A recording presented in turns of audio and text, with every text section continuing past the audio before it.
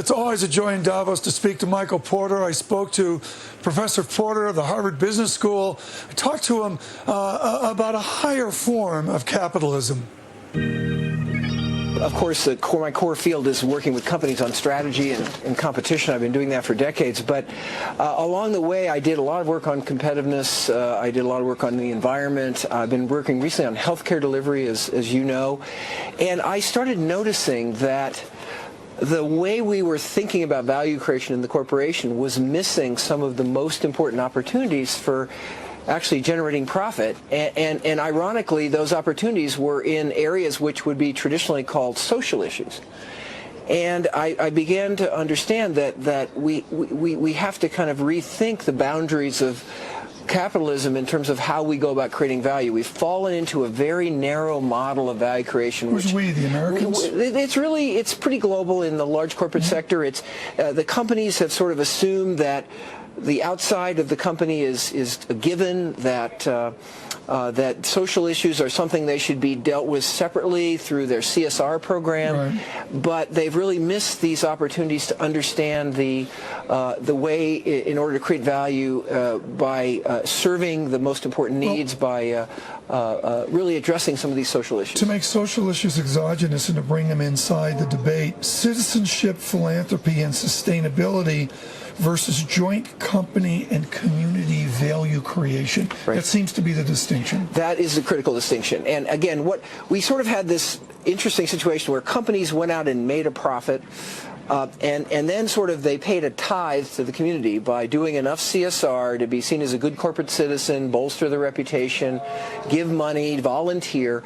But all that CSR stuff didn't actually have much impact on the real issues that companies were working on, because but what we find here is that if you can kind of bring this stuff inside and view your work on the environment not as a CSR thing, but view it as a way of improving the productivity of your business, improving the quality of your products, making your supply chain more energy efficient, using resources better, then all of a sudden you not only make hugely greater progress on the environmental issues, but you also actually create economic value. And the splash here, Harvard Business Review, How to Fix Capitalism and Unleash a New Wave of Growth. It jumped out at me. I read it cover to cover. It's more than just another monthly article. It's something new here.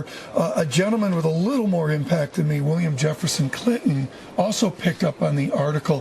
What does it mean to you to see someone like Bill Clinton say the story has substance? Well, Bill Clinton is an old friend, and one of the brightest political leaders I've ever met, and very interested in ideas. So I'm just enormously excited. You know, Bill, the president, has had this Clinton Global Initiative for a variety of years, and the whole approach there has been really to marry the business community with the social sector.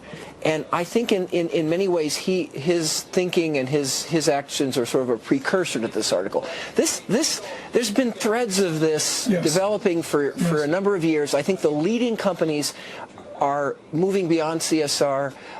They've started to pick up. There's a lot of social entrepreneurs that are making profit doing social things.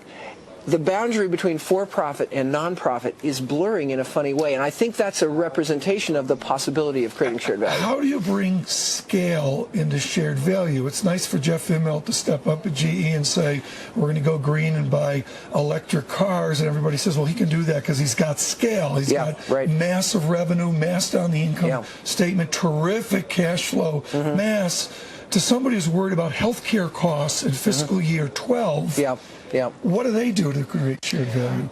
Well, every business is gonna have its own business opportunities to kind of address these various social issues. On healthcare front, we're finding that if companies don't think of their health benefits as a cost that they have to bear because of society's forcing them, if they actually think of it as a way to improve the health of their employees, we're getting tremendous ROI on new corporate thinking about health and wellness, about on-site health clinics, and so forth. So again, I think there's work here for every company to do. Every company's going to touch the environment. Every company's going to touch health. Every company's going to touch nutrition. Every company's going to touch dealing with the vitality of their surrounding community and their business sector. There's work for everybody here.